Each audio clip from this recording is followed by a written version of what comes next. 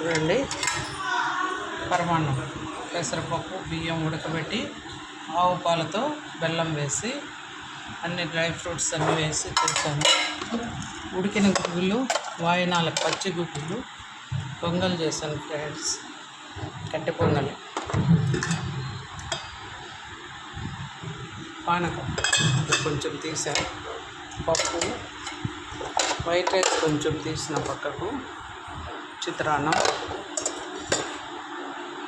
Potato fry, ఇంకా రసం.